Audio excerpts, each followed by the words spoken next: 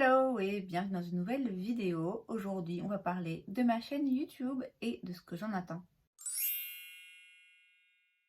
Ça fait maintenant plus de 2 ans et demi, presque 3 ans que j'ai posté ma première vidéo sur YouTube et récemment j'ai passé la barre des 500 abonnés et ça m'a fait réfléchir un petit peu à la façon dont je voyais ma chaîne au début et la façon dont je la vois maintenant et je me suis dit qu'on allait discuter un petit peu de tout ça ensemble. Ce qui m'a donné à réfléchir surtout, c'est que quand justement j'ai atteint 500 abonnés, je me suis fait la réflexion, ah tiens, je ferais bien une vidéo sur ce thème pour fêter 500 abonnés.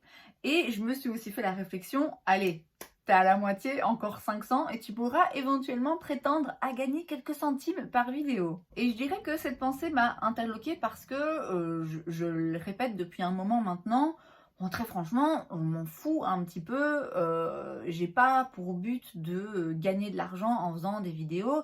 J'ai pas forcément pour but non plus, même pas du tout, que des milliers de personnes me regardent. Et pour autant, ça m'a fait plaisir de passer cette barre symbolique. Après, on met les symboles où on veut, hein, mais c'est un chiffre rond, vous voyez, 500. Ça m'a fait plaisir de passer cette barre-là. Et c'est vrai que je me suis dit, quand même, ce serait pas mal d'arriver à 1000. Et du coup, ça m'a beaucoup porté à réfléchir, à repenser un petit peu au début de ma chaîne, à repenser à l'idée que je m'en faisais, au but que j'avais derrière, et aujourd'hui aux attentes que j'ai et aux raisons pour lesquelles je continue en fait. On va donc revenir quelques années en arrière et je pense que la première fois où j'ai commencé à me dire tiens, en fait, ça pourrait être sympa d'avoir une chaîne make-up. C'était sans doute en 2017-2018. Je regardais beaucoup de vidéos de make-up à l'époque et c'est vrai qu'au fur et à mesure où je regardais les vidéos, je me rendais compte qu'en fait, il y avait beaucoup de choses que je savais déjà, que je faisais déjà. Et du coup, ça me donnait l'impression que, bah ouais, en fait, moi aussi, c'est un truc que je pourrais faire. Ce qui m'empêchait de le faire, c'est qu'à l'époque, j'étais enseignante. Alors, c'est toujours un peu le cas, mais bon, il y a pas mal de choses qui ont changé entre-temps. Mais disons que oui, à l'époque, étant enseignante et me voyant faire, si pas toute ma carrière, au moins un bon bonhomme de chemin dans ce métier-là, dans ma tête, c'était incompatible. Je me voyais pas avoir une chaîne sur YouTube qui soit publique, sur laquelle n'importe qui pourrait tomber, et en même temps donner cours à des élèves qui ont entre 12 et les plus vieux avaient 21-22 ans quand même. Pour moi, ces deux choses étaient incompatibles et j'avais pas envie de renoncer au travail que je faisais. Or, dans ma tête, je me disais si je mets des vidéos publiques de moi sur internet, ça va pas coller et je serai obligée d'arrêter quoi. Donc à l'époque, c'est mon métier d'enseignante principalement qui me faisait me dire ouais non, c'est pas pour moi.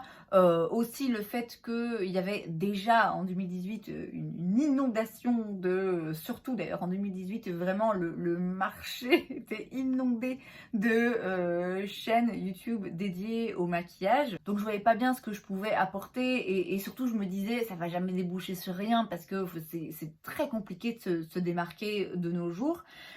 Et puis aussi, même si, oui, ok, je sais comment me maquiller, a priori, je savais pas encore comment parler toute seule en face d'un téléphone ou d'une caméra, n'importe, et éditer une vidéo. Donc, voilà, il y a plein de choses comme ça qui me faisaient me dire ah ouais, j'adorerais faire ça, mais c'est pas possible. Ce qui est quand même le genre de phrase qui, moi, m'exaspère. J'essaye le plus possible de faire les choses que j'ai envie de faire quand c'est possible et de pas me dire que quelque chose n'est pas possible, surtout pour des raisons qui ne sont pas valables ou en tout cas qui aujourd'hui à mes yeux ne sont plus valables. J'ai donc finalement décidé de m'y mettre. J'ai acheté ma ring light en 2020. Je pense que ça devait être octobre-novembre 2020, donc ça faisait pas longtemps que j'étais rentrée en Belgique puisque j'avais vécu 8 mois à Paris, j'avais travaillé, enfin en région parisienne, j'avais travaillé chez Sephora et ce qui m'a donné envie du coup de me lancer dans ma chaîne YouTube, c'est justement le fait que j'avais acquis encore un petit peu plus d'expérience et de connaissances, que je travaillais plus, donc j'avais le temps, j'avais tout le temps du monde pour faire des vidéos et j'étais plus dans l'enseignement et a priori je me voyais pas forcément y retourner, et donc j'avais plus non plus ce frein de me dire ah, c'est pas vraiment compatible. Je me rappelle avoir filmé une ou deux vidéos que j'ai jamais postées parce que j'ai même jamais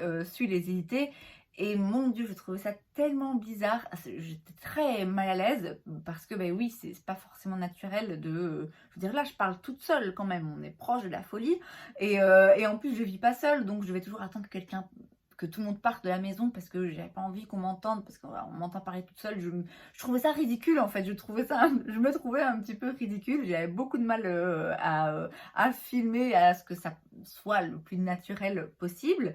Et puis en plus de ça, je savais pas éditer. J'avais aucune idée de comment ça fonctionnait. Moi j'avais uniquement mon téléphone. J'ai toujours d'ailleurs uniquement mon téléphone. J'avais pas envie d'investir dans une vraie caméra, enfin un appareil photo, dans des logiciels et tout. Enfin, j'y connaissais rien. Vraiment, je partais de nulle part. J'ai finalement trouvé un petit logiciel une application. Finalement, c'est InShot que j'utilise sur mon téléphone pour éditer mes vidéos, qui est une application payante, mais je pense que je paye genre 25 € par an, donc c'est pas la ruine. Et après avoir essayé, après avoir regardé des tutos sur YouTube pour voir comment m'en servir, j'ai enfin un jour réussi et trouvé comment me servir de cette application pour éditer les vidéos, même si encore aujourd'hui je me contente du strict minimum. Moi je fais pas des effets spéciaux ou des edits vraiment très précis parce que c'est clairement pas ma partie préférée, mais au moins je sais un minimum monter, couper et recoller. Une fois que j'ai donc eu la possibilité, le temps, la lampe, le matériel et la capacité, la nouvelle compétence de filmer et de monter une vidéo, j'ai donc filmé et posté ma première vidéo le 4 février 2021. C'était un vlog. Et à l'époque, j'avais décidé de faire ma chaîne en anglais parce que je me disais que ça allait me permettre de toucher un plus grand public, et aussi parce que la plupart des vidéos make-up que je regardais, encore aujourd'hui d'ailleurs, étaient en anglais. Et donc, bêtement, le mot estompé, en français, je dois parfois réfléchir pour le trouver, alors que blend, ça me vient tout de suite. C'est pas pour faire Jean-Claude Van Damme, c'est vraiment parce que c'est des termes que j'utilise et que j'entends beaucoup plus souvent en anglais qu'en français, donc ça me paraissait plus naturel. À ce moment-là, j'avais vraiment juste posté, je pense, ouais, juste 2 vlogs. C'est un peu douloureux à regarder, je vous cache pas, parce que c'était... j'allais dire que c'était pas l'époque la plus joyeuse de ma vie, mais je pense que c'était bien la pire. En réalité, c'est vraiment un moment où j'ai touché mon fond. Et donc, ouais, c'est pas forcément une époque qu'il est agréable de revivre, mais c'est important parfois de regarder quand même dans le rétroviseur et de se dire, ok, je sais où j'étais de début 2021 et je sais que je veux pas y retourner. Mais tout ça pour dire que finalement, c'est le 27 avril 2021 que j'ai posté ma première vidéo en lien avec le make-up, et c'était un Will I Buy It. Pendant plusieurs mois, jusqu'au 19 août 2021 pour être précis, je ne filmais et postais que des vidéos en anglais. Et en août, du coup, donc le 19 août 2021, pour la première fois, j'ai posté une vidéo en français parce que j'ai eu envie de faire les deux. Donc j'ai eu envie de filmer la même vidéo en anglais et en français, de nouveau dans l'idée d'avoir accès à un public différent, parce que certes quand vous parlez anglais, vous êtes compris par un plus grand nombre de personnes, mais vivant en Belgique et parlant de marques qui sont disponibles en Belgique et en France principalement, ça me paraissait un petit peu logique de m'adresser aussi à une audience francophone. Et donc pendant plusieurs mois, j'ai fait les deux. Donc à chaque fois que je postais une vidéo en anglais, que je filmais une vidéo en anglais, je faisais la même en français, à part certaines exceptions où parfois ça n'avait pas de sens de filmer deux fois la même chose, où c'était pas possible, par exemple pour un vlog. Mais jusqu'au 5 mai 2022, normalement j'ai vérifié les dates, mais bon, il est possible qu'il y ait des erreurs. Mais en principe, c'est le 5 mai 2022 que j'ai décidé d'arrêter les vidéos en anglais. Je les ai arrêtés parce que finalement j'avais trouvé une petite communauté et plus d'interaction avec mes vidéos en français. Les vidéos en anglais étaient peu voire pas regardées. Ça me demandait vraiment beaucoup de temps, c'était un peu lourd de répéter deux fois la même chose, et puis même si il y a certains mots qui, comme j'ai dit, me viennent plus naturellement en anglais quand il s'agit du maquillage, parce que j'ai toujours regardé beaucoup de chaînes make-up en anglais, mine de rien, c'est quand même pas ma langue maternelle, et même si je suis presque bilingue, je suis prof d'anglais, encore heureux, c'est quand même pas le plus naturel pour moi et je me rendais compte que parfois ça posait problème parce que parfois je devais un petit peu me reprendre.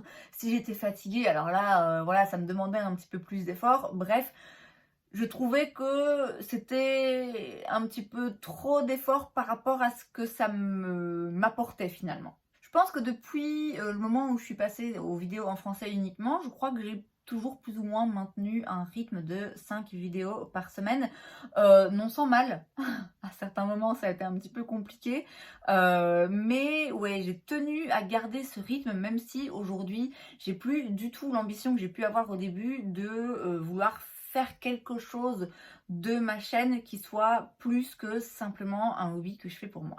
Donc clairement, mon objectif n'a jamais été d'avoir des dizaines, des centaines de milliers d'abonnés et de me faire, pardonnez mon langage, des couilles en or et d'en faire un métier et que ce soit rentable. Et voilà, ça n'a jamais été un but en soi.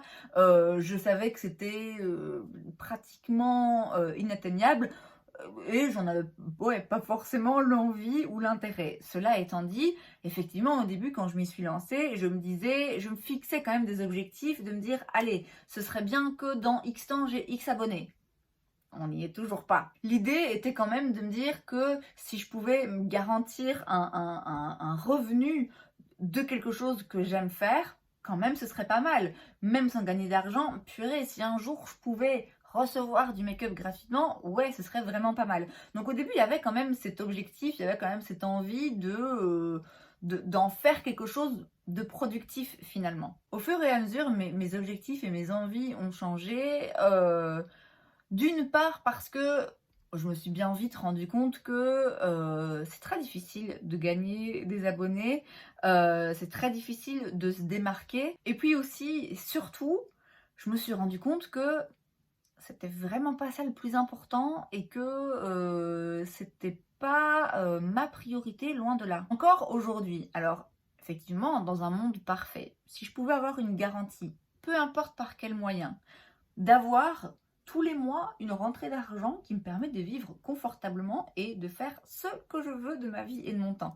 Je dirais pas non, comme tout le monde. Cela étant dit, je ne suis pas prête à forcément en payer le prix, en tout cas sur YouTube.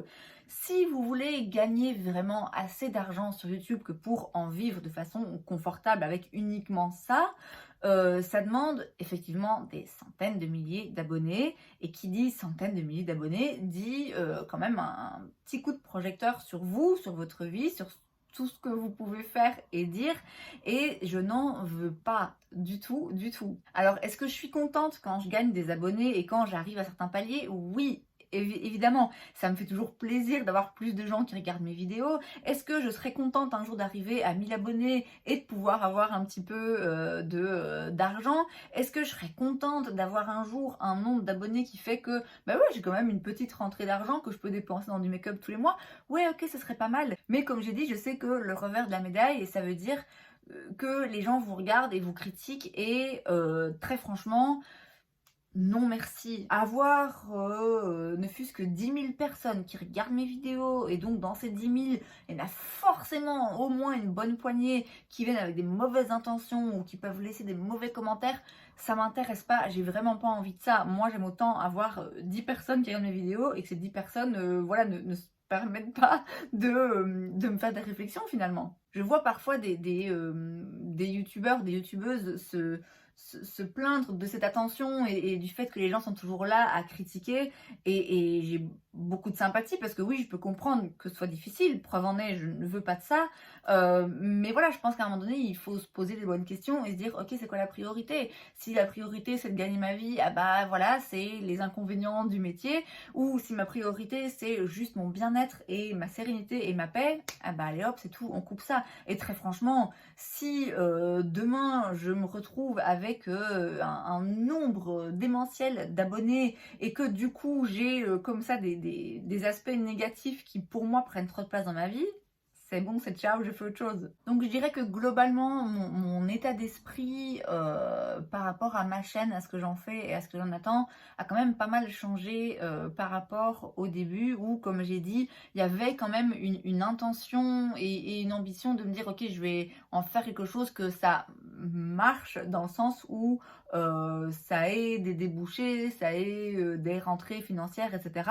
Ce qui maintenant n'est plus le cas. Ça ne veut pas dire, hein, je me répète, ça ne veut pas dire que ça n'a absolument aucune importance.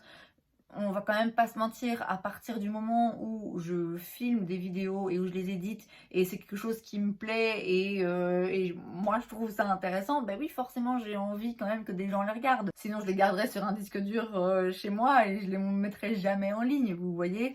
Mais disons que c'est pas le nombre pour moi qui fait la priorité et c'est certainement pas la rentabilité, je vais dire, financière de ma chaîne, ça n'a vraiment aucune importance et aucun impact. Alors vous allez me dire, mais en fait, si tu t'en fous, pourquoi tu continues? Et surtout, pourquoi tu te rends malade à continuer à poster 5 fois par semaine, même quand tu dis toi-même que c'est compliqué et voilà. Simplement parce que j'aime ça. Alors il y a eu un moment, il y a des fois, et ça peut encore parfois un peu m'arriver, où il y a le côté perfectionniste qui prend le dessus de me dire non, non, non, j'ai toujours fait 5 vidéos par semaine, enfin depuis un moment en tout cas je fais 5 vidéos par semaine, j'ai envie de rester sur le même rythme, et où c'est vrai que j'aurais pu à certains moments un peu me rendre malade à pas déroger à cette règle que je me suis fixée moi-même, et que je veux dire, tout le monde s'en fout, je veux dire c'est vraiment pas important, et de nouveau par rapport à l'attitude générale que j'ai vis-à-vis de ma chaîne, quand bien même des gens me diraient « Ah, je suis déçue, tu poses plus 5 fois par semaine », bah, oh, c'est pas méchant, mais je m'en fous un peu en fait. Et donc, cette pression que je mettais moi-même venait tout un temps de ce côté, ouais, de perfectionniste et de me foutre de la pression pour tout et pour rien. Et c'est vraiment pas quelque chose d'agréable la plupart du temps parce qu'effectivement, on se rend malade pour des choses qui n'ont pas beaucoup d'importance. Mais de nouveau, j'ai pas mal changé, j'ai pas mal évolué et j'essaie d'avoir un regard différent sur les choses. Et je dirais qu'aujourd'hui, je suis contente de toujours quand même arriver à poster 5 vidéos par semaine, toujours trouver le moyen et de me foutre la pression parce que c'est pas que je me fous la pression parce que je veux que ce soit parfait et que je me dis mon Dieu c'est la fin du monde si je poste pas 5 fois par semaine, mais juste ça m'a appris la discipline en fait. Ça m'apprend, tout comme le sport, à me dépasser et à pas me dire oh non j'y arriverai pas, je laisse tomber, et juste à continuer et à pas lâcher l'affaire. Et donc finalement c'est assez positif, même si voilà je suis de nouveau dans une période là où je me dis ouh là là, il faut vite que je trouve des moments où caser, des moments où je peux filmer des vidéos et tiens comment est-ce que je vais faire pour que le contenu soit varié. Voilà, je me pose toujours ces questions, mais c'est plus avec le côté ah je me fous la pression alors que tout le monde s'en fout, c'est plutôt un challenge finalement. Je dirais que la chose qui n'a jamais changé et qui a même été au-delà de mes espérances, c'est l'envie, la recherche de créer des liens avec des gens qui ont des centres d'intérêt similaires aux miens, donc le make-up. C'est quelque chose qui, dès le début de ma chaîne, avait une certaine importance à mes yeux, où je me disais, voilà, je voudrais bien, oui, pouvoir avoir une petite communauté de gens qui commentent mes vidéos et avec lesquels je peux interagir, et on peut échanger des opinions sur le make-up qui seront parfois différentes, et ouais, avoir des gens avec qui je peux parler de maquillage parce que j'ai pas ça dans ma vie, quoi. Et c'est encore aujourd'hui une chose à laquelle j'accorde de l'importance et c'est une des raisons aussi d'ailleurs qui fait que je suis contente d'avoir des nouveaux abonnés, je suis contente quand je vois de nouvelles personnes qui me laissent des commentaires, qui me disent qu'ils apprécient les vidéos, voilà, ça fait toujours plaisir et c'est ce côté vraiment où on a l'impression d'échanger.